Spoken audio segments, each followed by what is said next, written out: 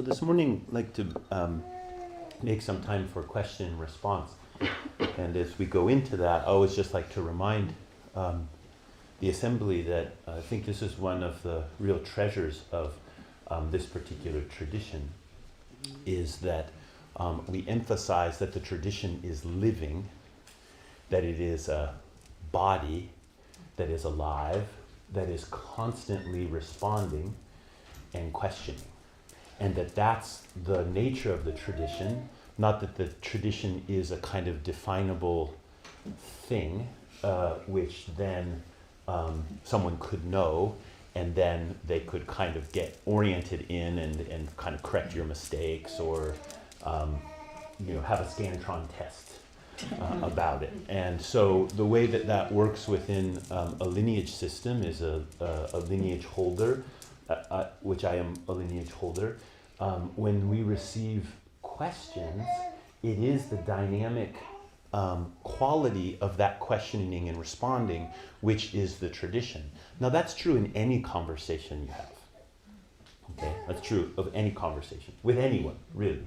But within the kind of definition of a particular school or a particular lineage, that's how it stays alive. Actually, if there's no questions and there's no responses, then the tradition's gone. There's no tradition there. So it's a way in which we really support our own practice, but also support the practice of a community and support the practice of a tradition, to have a real sense of inquiry. And sometimes that inquiry is really like a question. Wow, I just don't know about this. Sometimes it's more of a challenge. It can be any kind of quality of question, just as long as it's a question. Okay? And so that's just an invitation to you to think about what's on your mind. Really, the range of things can be like, I saw you do this one thing in the ceremony last week, and it really caught my attention. What is that about? To in my meditation, I'm experiencing these kinds of things. Is there something I could do with that? Or I really, in this one sutra, there's this part, when we chant it, it just kind of pisses me off. And why would that be in there? So really any range of things which catch your attention from your study or practice are fine. And then if something was kind of, out there, I'll make a joke about it or just let you know that maybe it's off. I was one time at a question and response where there was a very strange person there, and she was like, what kind of underwear do monks wear?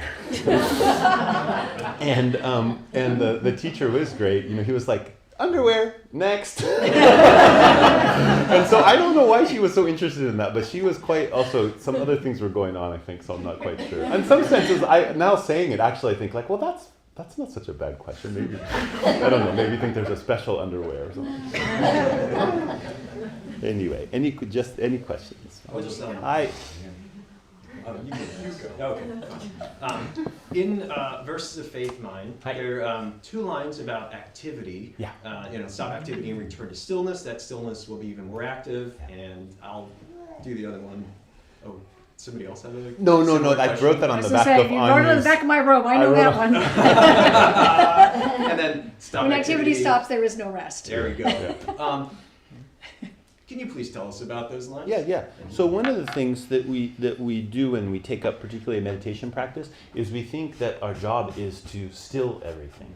And so if we're exploring stillness, which is a fundamental nature of consciousness, we can get that wrong idea. And the wrong idea is helpful to a certain degree. Like we're just all fidgeting all the time, or we're just all these little adjustments and all this kind of things and trying to navigate. And so sometimes having a teaching which is just like, sit still, don't move, hold yourself still. I remember when I was a child that my mom would say that. I don't know, did your parents say that? Say, be still. Mm-hmm. That was like a common expression. And I could see it now, having my own kids and my own mind. That time we were just like, be still. It's like it's driving you a little bit nuts, right? So that quality we can apply, and we can learn a lot through that. But essentially, holding still is not what the path is teaching us. It's teaching us about the nature of stillness, which is not in contradiction to movement. And that stillness, which is not in contradiction to movement, is the deep flow of awakened mind. And so we're trying to explore that And sometimes that takes a little bit of holding still, but we're still not quite getting it if what we're doing is holding ourselves still. Sometimes we need to hold ourselves still to explore the possibility of being still without holding ourselves still. Is this why we only sit for 40 minutes? Sorry, that Yeah. 2 for 1, but Yeah. like I Yeah. feel like those are related and like 100%. Yeah, people, it's very easy to, you can teach yourself to sit for hours without ever moving. A very common outcome of that is that you separate from the dynamic flow of activity, which is just as much a part of stillness as the non-moving part. And so to stand up and then do kinhin, and then to sit back down, this is a kind of check on that. And sometimes when people get good at sitting, in some dojos, or they will allow this, like you can sit through kinhin, but I don't allow it. And the reason is because you get stuck on yourself. And if you want to sit for a long time and there's something important about that, well, just do it on your own time.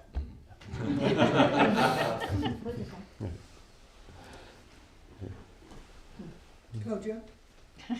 Hi.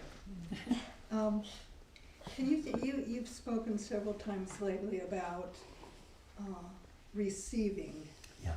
as part of the practice, and it would be helpful to me if you said a bit more about that. Sure.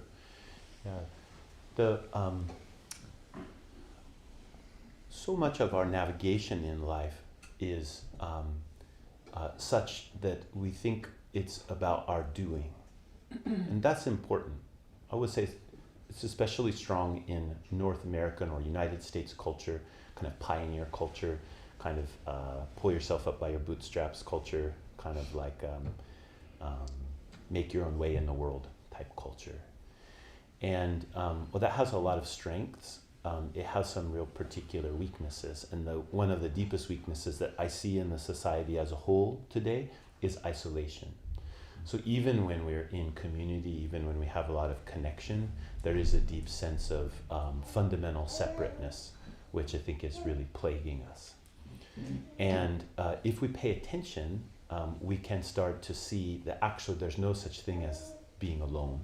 There's no such thing as doing it ourselves. And to recognize that in a kind of, what do I say, like realizing way, like we realize all the things that support our life, that's one part of it. So we realize like, oh, okay, yeah, I live alone, okay? So I'm by myself, I'm doing it on my own, right? But you were in a house, right? Where did the house come from? You know, we go buy food, we make the food. Oh, well, I made my dinner. Yeah, but what is the 99.99% of stuff that happened before you cooked the food that made the food possible? So there's in like a very practical way we can see how we need everything to be able to exist. So some insight into that is important. But then on the path, the question is how do we rely on that receiving? And that takes a kind of vulnerability. So, you know, as a monk, you've spent decades with a bowl, and that bowl is like the way you live, right? The only way you can survive is something gets put in the bowl. And that's a kind of discipline that a monk takes up to be able to rely on the receiving as the foundation for practicing. And so well, a monk does it in a very literal way. Every practitioner, we have that bowl. You know, it's just, we could call it our body or our heart. And that bowl is a constantly receiving. So I like to point to first a realization that we're receiving all the time, and then an active participation in the receiving. And that active participation changes our spiritual plans from the kind of hero complex to something where we're much more receptive. And I think that's where the deeper part is. Now for some people, they need a push to be more hero-like because they've been, you know, they're very aware of their receiving, and they're unwilling to kind of push themselves forward. And so sometimes that needs emphasized. It's just that part's so strong, generally speaking, for people. I mean, think about it. You bothered to come here this morning. Everyone here. You bothered to come here this morning. That's not normal. So it means you have some oomph, right? You have some oomph to do it, which is good. So a lot of times people, that kind of oomph carries a little bit of a shadow, typically, yeah. Well, it's interesting to me because as a monk, and not just as a monk, as lay Buddhists as well, yeah. so much is emphasized about giving, Yeah. about compassion and giving, Yeah. and that seems to be your focus. So thinking about receiving, and in some ways, giving is a lot easier. Oh, yeah. So to Thank think you for about saying. receiving, it's like, yes, I understand the monk's bowl, Yeah, yeah. and to see that as integral to being able to give Yeah. Thank you. is just interesting to me. So that was helpful to me the times you've talked about Yeah, that. It's like, yeah. oh yeah, sort of a reminder. Reminder, yeah, that receiving, and it really is hard. It really is harder to be in a place. I once wrote a poem that was the black lacquered bowl. Was one of the lines. The black lacquered bowl is already broken, and I was referring to the monk's bowl that in Japan, in modern day at least, is typical for the bowl to be lacquered black. And what I was really thinking about that time in my life was how it takes a brokenness for the bowl to actually function. And the functioning of the bowl is, it has its own wholeness. Of course, it's beautiful and whole, but it's beautiful and whole through an absence of something. Like that's why the bowl can function, is because there's an absence. And that's true of us too. That's like why questions are so important, because questions are the reliance on an absence of knowing something or understanding something.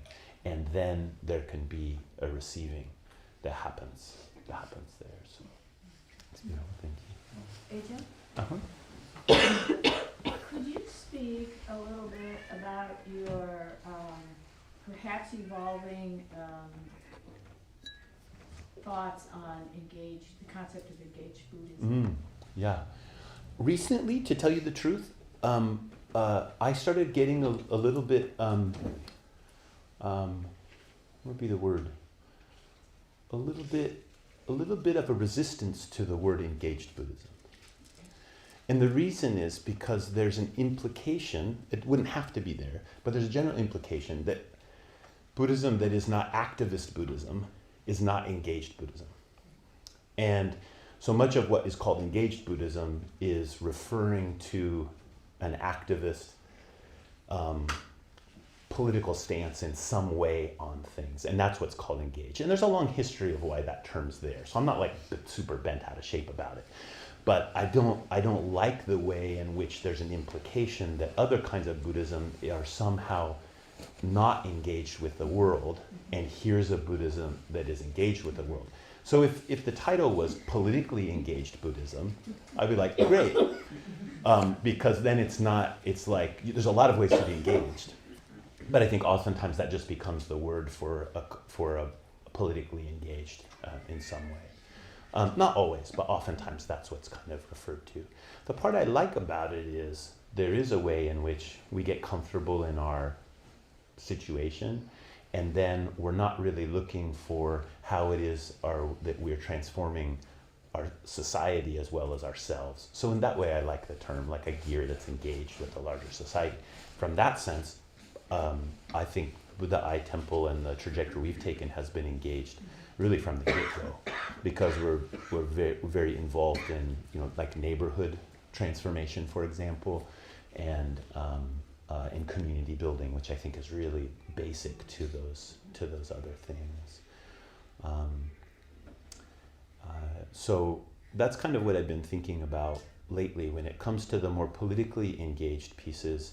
I think we're at a very tricky time, and I feel personally that the way that I can contribute to that most effectively, individually and as a leader, is about breadth of perspective and a settled listening, which are a practice is really helpful in developing. that medicine seems to me to be some of the most important right now. I don't think it's the only thing, but I think it's important. Hojo-san, Mm-hmm. could you speak a little bit to ending the striving to be right? Do you want to get it right? I ingrain it, just have it intuitive. Yeah, I mean, I think one of the places, there's a couple of things that come to mind. One are, and this is coming back to what I was just saying about listening. Listening to another person and really trying to understand what it is that they're saying is a good medicine for our own rightness. And you can feel, inside of us, there is some part, and more active in some people than in others, and at certain times in your life and at other times of your life, or certain times of the day. But there's this like constant stream of analysis about rightness. And it could be around different things. Like, so some people have it really around a particular social issue, for example. And so that's really, they're looking at that a lot. For other people, it's about like their personal behavior. Are they doing the right thing or not, as defined by the way that people would see them? Could be a lot of different things. But there's this kind of constant justification, analysis, I'm okay because of this, or I'm not okay because of that talk that's going on. When we listen to another person, we're really putting down our judgment or analysis kind of what they're saying and really just trying to hear what they're saying. It short circuits that process, gets us out of our own judgment. So that's one thing that I think is really helpful, and what community gives us to be able to be within many different kinds of people and different approaches and different thoughts, and be supported by that, because we're one among many, as opposed to being right, which is not one among many. Being right is being one, being the one.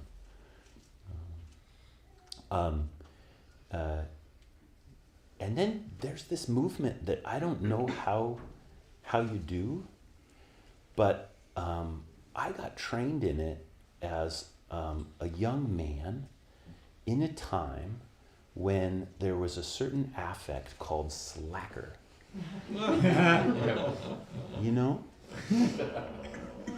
Being a slacker? And I'm forever encouraging people to exercise a little more negligence, because we, especially people who come to Zen practice, are so uptight. Like, almost, if you are attracted to Zen practice, the chances that you're not uptight are very, very small. And so, like, one of the things you can do is like do stuff wrong on purpose, and even do it in a way that someone might notice and then like give you a hard time about it. Right? Yeah. And then you get to work with that. Like, you get to work with that thing. That, in a way, is actually the construction of Zen training in a traditional sense is really like that. So if you go to like a monastic setting, for example, it doesn't matter how you do your job, you will be criticized. Like, I remember ringing the bell. First time I was at the monastery and I'm ringing. Our teacher never criticized any. I mean, I could do it completely wrong. Like, I was the chant leader for 3 years with him, and when I was moving back to the U.S., at one point I asked him, I was like, how about the speed? He's like, you are so slow. You are so slow. And that'd be 3 years, right? Like, and he never said anything. So he never, ever corrected anything. I went to the monastery, and I remember the first day when I was hitting the bell and I got done, and then one senior monk comes and says, oh, no, you have to go much faster. And then like 3 minutes later, another senior monk comes and goes, way too fast. You must slow down. And so you're going to get all of this input from people. And it's actually encouraged for that to be there. And so you get like very little affirmation about being right, and lots of criticism. And for some people it's not so good because they're like overly self-critical, but the nice thing is people criticize you in different ways. And so you get kind of lost. You don't know what to do. And then it's like, oh, okay. So to manufacture that situation in your life, one possibility is just, I'm not saying like leave your dog in the car in the middle of summer. I don't mean that kind of negligent. I just mean like the little things that you know you're uptight about. Like purposely, don't clean the toilet before people come to visit. You know, whatever it is. And just kind of feel the like, that's there, and then, you know, just kind of work through it. For me, one of the great things for this was flunking a test at school. Did you ever flunk? Oh, talk about liberation. Oh, yeah, it's like, boom, F. Nothing can be done. And I would, when I was going to school, it was still that kind of situation. There was no like redo. There was no like, oh, well, you know, you try hard, so we'll let you take the test. None of it was just an F, right? And so I liked that. I really did. I also liked that there were just tests rather than all this kind of endless project work and everything, because it was like, oh, you do it? Oh, yeah, got a C. Sweet. Can't do anything about that now. Just keep moving on, you know? So that a little bit of that spirit, if we can bring it into things and depersonalize it so much, I think, because that's where it's really got a hold on us. It seems like it would take away some of the fear of making a mistake and being wrong. To practice making a mistake. Yeah. And just living with that criticism or whatever. Yeah, Self-criticism, yeah. criticism from others or whatever. But Yeah. then reaching a place of stillness with the criticism, just like, okay, that's okay. Yeah, exactly. You know? Exactly. And most of it's the criticism's in your head, and you do something a little bit different, and mostly people probably will chill out a little bit, you know. And then the Get used to it. yeah, exactly. Sorry. No problem. Joe. Hi. Hey, so we talked about receiving, and what do you do with really unpleasant things that you end up with, anger, at least anger or fear? How do you sit with that? Yeah, I mean, it's patience, and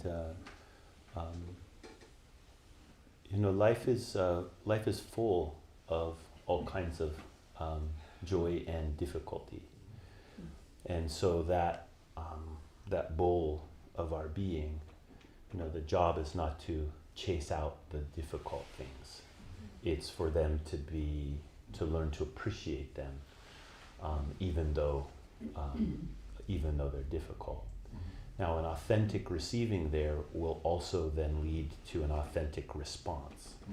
The reason I bring this up is sometimes that teaching is a teaching that sounds like, oh, if someone's kicking your teeth in, you should just accept that, right? But an authentic receiving of that kind of, you know, aggression, for example, can lead to an authentic response, which is a no. And that's really important. Actually, if we can't recognize that there is unacceptable behavior being directed at us, then we can't do what needs to be done in response to it. That's one of the biggest hurdles around abuse, is just getting people to realize that they are being abused in, like, you know, ways that we might define as abuse socially generally, but even in more subtle ways where we're kind of on the line. So that takes a real receiving to be able to know that.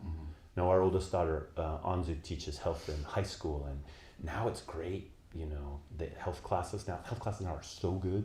They do whole curriculum on how would you know if you're in an abusive relationship? What would that look like? And then they go through all this kind of process of thinking about that, for example. So it's even in those kinds of situations, the receptivity is important, not because we're just supposed to take it, but because the receptivity then allows us to lead to an authentic response. And sometimes that response is really, you know, it's a kind of a no. Yeah. You know, to tie this a little bit together with Linda's question about engaged Buddhism, one of the most disturbing, impressive, confusing things I've seen within the Buddhist world was when the monks in Myanmar turned their bowls upside down. So they went on their alms round and they carried them upside down and they wouldn't receive offerings. So first of all, this is complete breaking of the rules of being a monk, right? So like this is like, they really, really broke the rules to do that. Not a little bit, but like fundamental. But the reason they did it was because of the violence perpetrated by the government. And they said, we will not accept alms from you. The covenant's kind of a loaded word, but the covenant between the renunciates and the non-renunciates in our spiritual tradition that rely on this offerings and the merit that comes from offerings, it has been broken. And we are going to show it by holding our bowls upside down. I feel like that was an incredibly receptive thing. A bowl that is truly open at some point will also be closed. And that's, if we affix too much to the rigid idea, then we get in trouble. But saying that, it took a lot to get them to the place where they did that. It wasn't a little like, oh, we don't like what you're doing. We're going to walk around. It was like they were at the completely end of their rope. So one of the things that made me really angry recently was something that I just heard from somebody else. I'm not going to go into a lot of detail about it. But I found that I was telling a story about why I was angry about it. I was sort of, like, oh yeah, screw the precepts, this anger, I deserve to be angry in this situation. And, it just kind of blew up from there. And when I was trying to sit with it, I felt like I was just trying to avoid it or push it away, which is something that I love doing. I love to take difficult emotions and put them over there where I can sort of see them and not have to feel them. And, I kind of was trying to find that balance, of being able to go about my day and enjoy the things that I enjoy or do the work that I have to do while that existed. But there are certain points where it just sort of took over and I went, ugh, this is really uncomfortable and I really want it to stop. But I think that there's a level of selfishness there as well because, there was part of me that felt like I needed to act. So I really hate my meditation practice to be about me and about what I do for other people, but it's, that's where some of that discomfort is. So if we take this as an example, the precepts are a razor sharp teaching. And if we take anger, for example, remember that when we receive the precepts, whether we've received them formally or not, if we're taking the precepts as a guide, when we receive the precepts, we're asked, will we maintain the precept or not? Okay? So this is 9th precept, not being angry. From this present state to that of becoming a Buddha, will you maintain this precept or not? The question here becomes, what does maintain mean? Right? So if the precepts were simply behavioral rules, maintaining the precept would mean stay on one side of the precept. Get rid of your anger. But that's not the way that we receive the precepts in the Bodhisattva precepts. They are not behavioral injunctions. They are guideposts on the path. And that's what I mean by razor sharp. It's not just a bulwark against our unskillfulness, right? It is a very precise teaching. So maintain means whether you're getting angry or not getting angry, you have a responsibility to the precept. Right? So when you're pissed, you remember that there's a precept. When you're not pissed, you remember that there's a precept. Okay? When you're kvetching or complaining to somebody, you remember there's a precept. Right? When you're able to avoid that and you're able to be patient with it and not give way to that kind of stirring the pot, you're aware that there's a precept there. And the maintenance of the precept is all of the ways that we accomplish and do not accomplish the specific instruction of the precept to be present continually in our walking. And when that happens, there is there is a path that appears. And so we can't say until we're in the middle of it, there's some things that should make us very angry. It's not that they should or shouldn't. It's not about we should be angry or shouldn't be angry, right? But there are some things which we should be very angry about according to the circumstance. So now there's a precept, right? And what can I do to maintain it then becomes a kind of guiding place. So the fact that you even reflected on it and thought, yeah, I mean, I have a right to be angry here, but I also took a precept that says, anger's got some problems with it. That's exactly what we're trying to make our spiritual life like, so that we're unsettled from the kind of conviction that anger is okay, because that kind of anger leads to a certain kind of righteousness, which leads to a certain kind of damage in the world. It can just be emotional damage, it can be emotional damage, it can be political damage, it can be social damage, it can be physical, violent damage, it can be all those kind of things. So. Thank you. Onshin, I think you were trying to ask a question for a while. Ha ha ha, you got in that time. We were of one mind. Yeah. I am like a battle-scarred tiger or a horse with shanks gone gray. And every day I wake up and there's the battle and there's all the work. What is the Dharma? It's that. I was just talking with someone recently, and usually around sesshin, people asking a lot, like, well, why does sesshin have to be so hard? Sesshin's when we have a meditation, intensive, we call it sometimes, although that's not quite right either. But then we say retreat, and that doesn't feel quite right, because like my family, they're always like, my parents are like, oh, you're going on retreat. I'm like,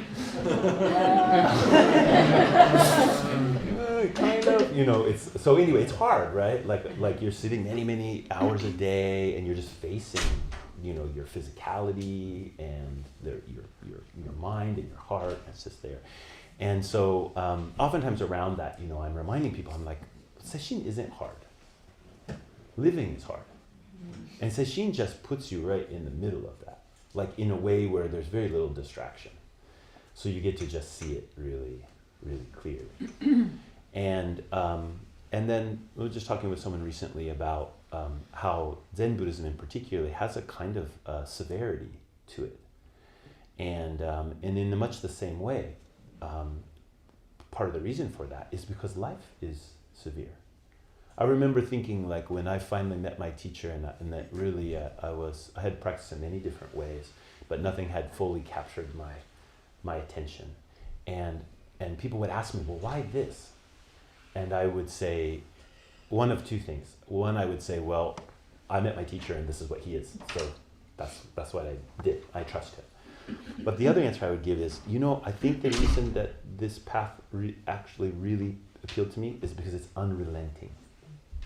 And I didn't want something that was relenting, because I don't trust it. Something that is like, won't ever let you off the hook. That's to me is where this real spiritual vibrancy is. It doesn't mean there's never any moments of ease or moments of vitality that come from the practice, but those moments or periods or times of vibrancy and some reprieve, they're there because they help us to keep walking. There's a beautiful image in the Lotus Sutra of the jeweled city, and in this story the Buddha is talking about the path, and he says it's as if you're in a long path through the desert, and then you come across this fantastic oasis city that's full of all kind of delicacies and water, and I imagine it has like lawns, and you can kind of just hang out and meditate and go swimming and have a mango lassi maybe, all of those kind of things, and then at some point it all disappears, and then there's just the path that's continuing on. And the Buddha explains, in this case, there's different ways to interpret it, but the biggest way to interpret it is usually that this is the quality of the lesser paths. Like the Buddha said, there's a stopping point, like for an arhat, for example. just so that people would, you know, like at least walk the path. But I interpret it a little bit different. I think that this jewel city or that miraculous oasis that appears is really just part of practice. And when we do practice, those places will definitely appear. And the greatest things about them appearing is it is a way that the path can appear. I'll say that again. It's a way that the path can appear. The path can appear as a time of real settledness and openness and just kind of like reprieve, right? But the problem with that is we will start grabbing it. We'll start grasping after it, and that grasping plants the same seeds of discord that have been there from the beginning. So when that oasis disappears and there's just a long path, I feel energized by that. And I think it's because it's trustworthy. Over the years, I found that when I am at that place that feels like the oasis, it's like, okay, enjoy it. Because that's only one face of it. The other face is there's more to do. Yeah. And I would say, you know, that kind of you know, scarred tiger and old horse. You know, how cool is that? You know, you don't want to just be the like person. What's that? What do you call that when things are like this? Starts with a P. Pollyanna. Pollyanna? Prissy? Prissy. Yeah, the prissy horse. Come on, yeah, have some Shank's Gone Grey. It's much better. Yeah. Over here? Uh-huh. There's a lot of speaking of spirits in Yeah. sutras and Yeah. practice, Mhm. and it's very easy to take an intellectual stance Yeah. to their expression. Yeah. Is there a way to become more intimate with the experience of spirits in daily life and practice? Yeah. Make offerings to them. Yeah. That's the very straightforward way. And it doesn't mean we make offerings to all spirits, but we make offerings to spirits that we already have some sense of their importance. So, for example, the spirits of people who have passed. Those offerings are really important. They keep a door open that otherwise will close. And our sense of knowing what life is about and what death is about gets very, very strong as the door closes. Oh, I know what life is. I don't know what death is. Or death can't be anything.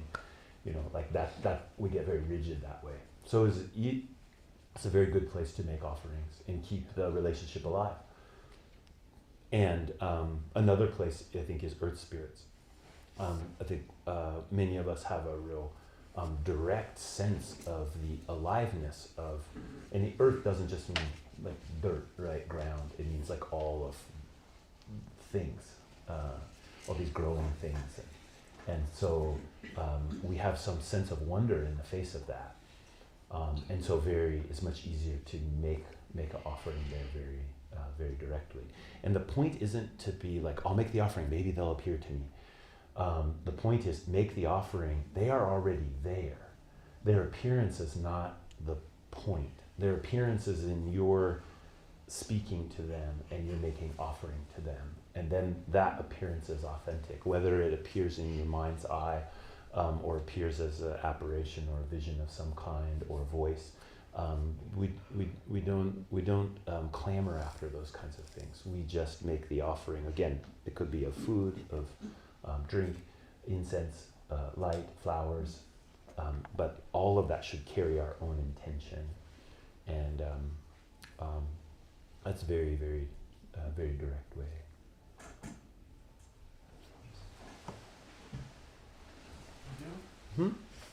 I'm sure we've talked about this before, but the great mantra, gate, you know, it's like I need to hear it again.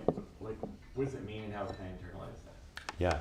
So this mantra at the end of the Heart Sutra, this is a central mantra of the Prajna Paramita.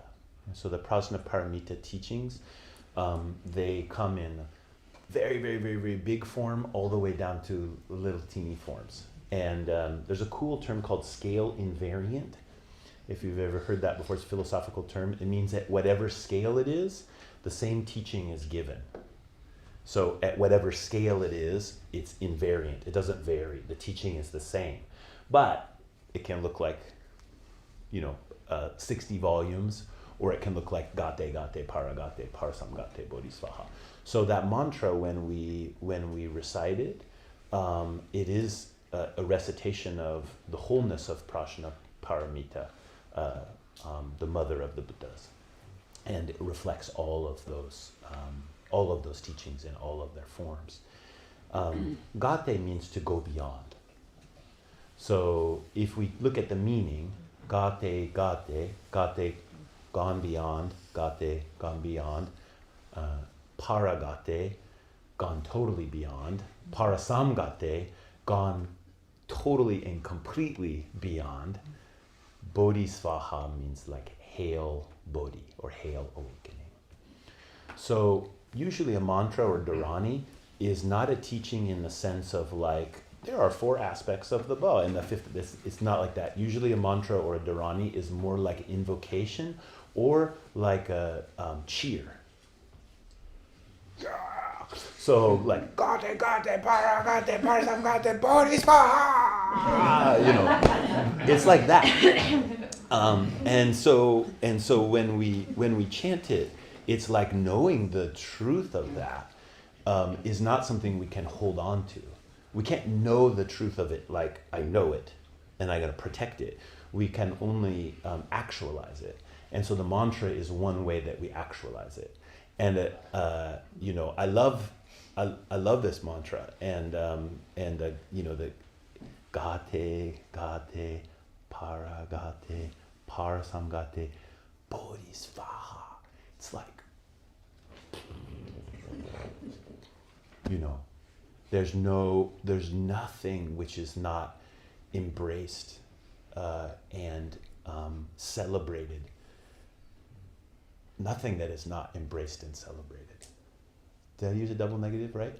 Nothing that is not. Yes, nothing is not embraced and celebrated in that hail of awakening. That's the Buddha under the Bodhi tree, in which all beings and the great earth bear witness to awakening.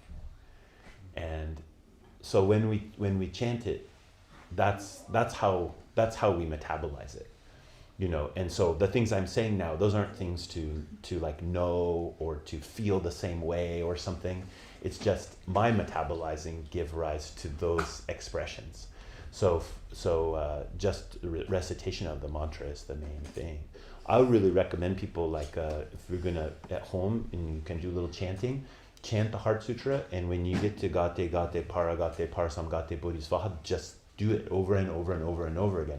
One of the ways that I like to do it is don't decide how many times, but just keep going. And at some point you'll stop. Might be tomorrow.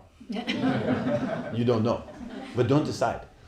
And then that way it gives some freedom for your own deeper mind to just be with, and then just let it go. And when you feel it's time to stop, then you say bodhisvaha.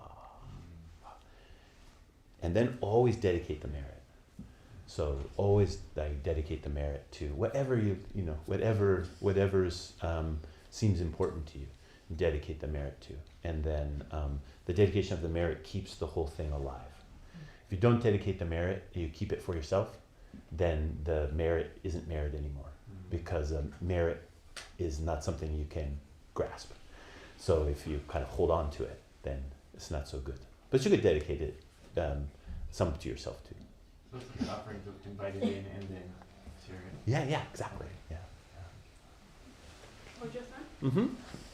I want to piggyback on Jokai's question about precept Yeah. enactment. You use the word kvetching. Mhm. People often use the word venting, which Yeah. has sort of a positive spin to it. Yeah. Sometimes I don't like that word because people say that mental health is just venting, and I'm like, actually, it's Yeah. a lot more than that. Although it can be helpful in the. Well, Yeah. right. So recently I did an experiment, and I told Darren, I'm actually just not going to say anything negative about other people, even to you. Yeah. And I'm going to find the vulnerable kernel in me if I need to share and go from there. And that's been helpful. But I also have this lens, like you're saying, like the uptight Buddhist, where like sometimes I just want to get together with a girlfriend and say all the things. And so I'm wondering, like, from a Buddhist perspective, like, what is happening there, and like, where is the merit? Yeah, I mean, I'm a big advocate of letting some unskillful things just be unskillful things, and not trying to make them okay. And so, you know, I would say, I mean, I got a vent. I vent. Yeah.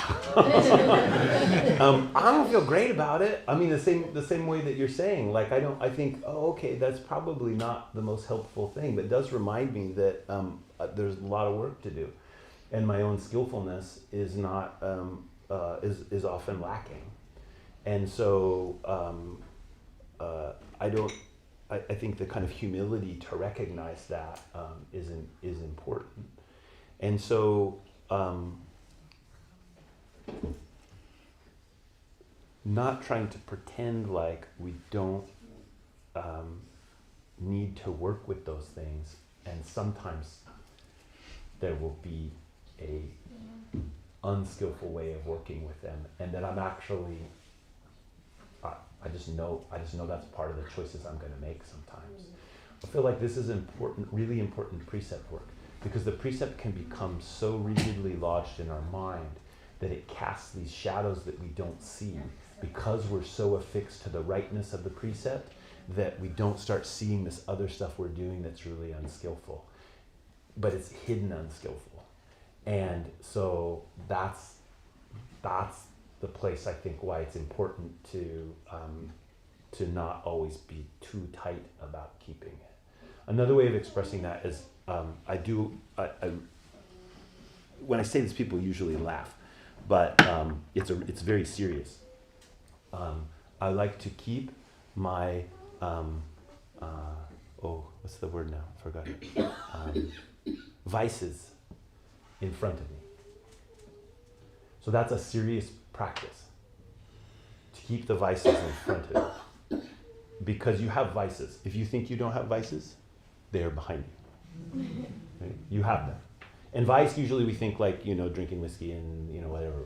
I have some of those vices, but the vices, you know, a lot of them are social vices, right? Like, you know, complaining with a girlfriend about all the stuff, right? So the spiritual practice of keeping the vice in front of you is really important, and it's part of the precept. It's why the precept is there. The precept might be telling you, yeah, that's not the right thing to do,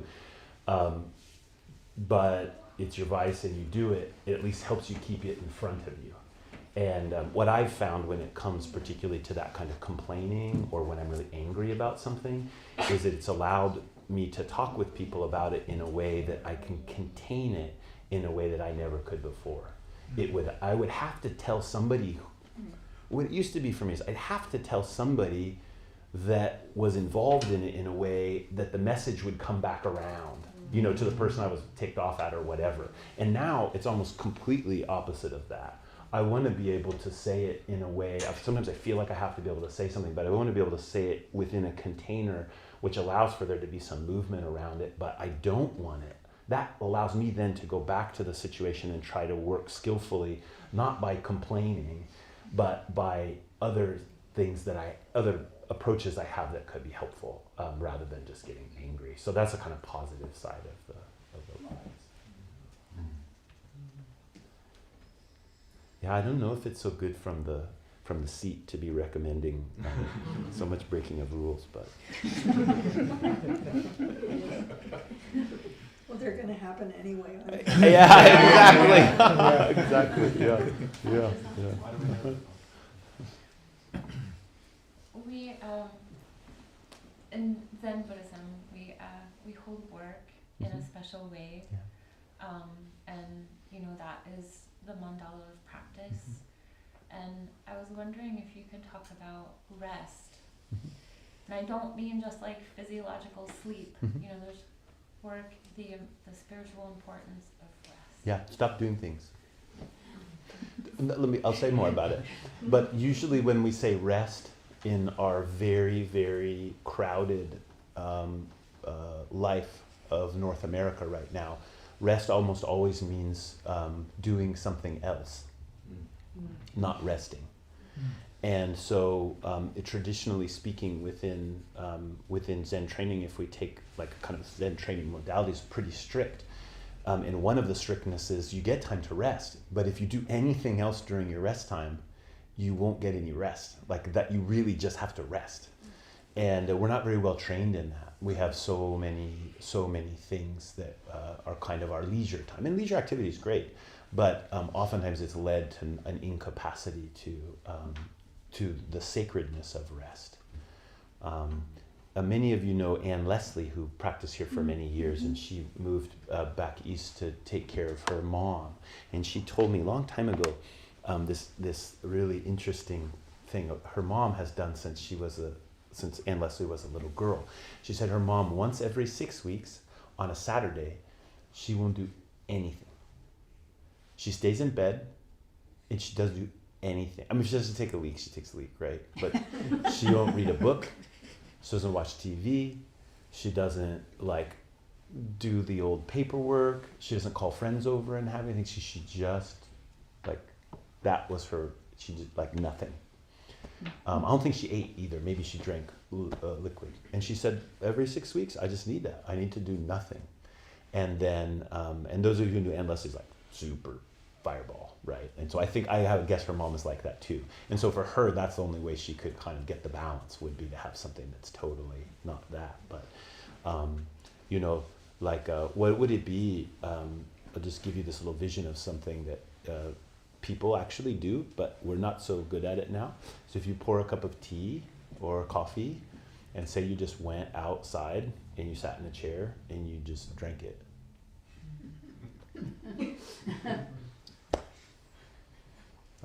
And I don't mean for like 4 minutes.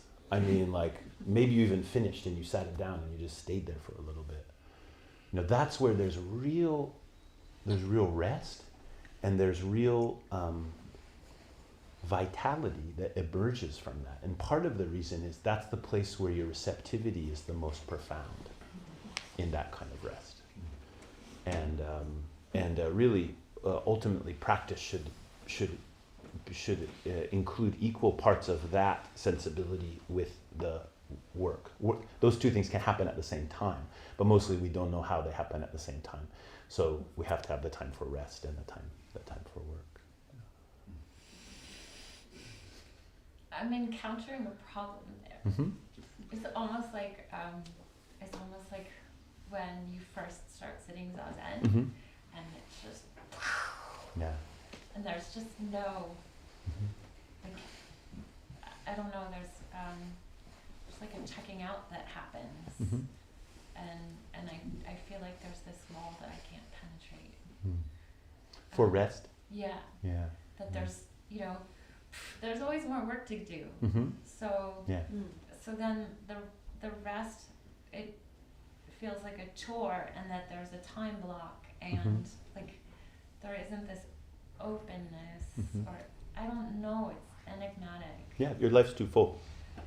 Yeah. And part of that is the causes and conditions you're in that are outside of your control right now. They're part of a series of choices and happenstance and everything that comes together. But also, you control things too much. You make every breakfast, you make every lunch, you make every dinner, you do everything. It's too full. And so that's part of your practice, is to figure out like, oh, okay, what could I stop? And that's what I mean by resting, is really just stopping. And that hasn't, and you're not going to be able to do that unless you make your life less full. And so, that takes a lot of introspection to see what kind of choices am I making where. Whole bunch of it, nothing we can do about.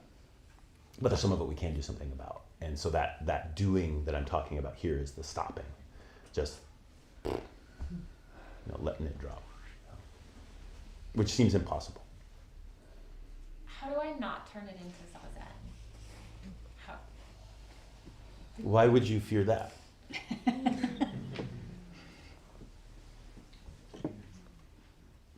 Because it feels like another thing, or it feels like I'm putting something in a spot that should be this other thing. Yeah. Does that make sense? Yeah. So you might just have to hang out there for a while just before you can round out the edges. The same thing like when you first start and you're sitting and you're just trying to sit for 40 periods and you're like, if the bell doesn't ring, I'm going to lose my mind. And then at some point you can sit for 40 minutes, and then at some point you just sit. It's not, okay, yeah, I'm at the temple, the bell rang, and so I sit when the bell rang. So there's a learning that happens, and I'd say the same thing with rest. Our imbalance in relationship to rest for most of us in the modern society right now is so out of whack that I think a kind of forced rest is probably necessary. But if you just rely on being forced to do it, you never find, just like we're talking about stillness, you never find the heart of it. So the rest, while you're forcing yourself, you should be feeling for like, what is real rest?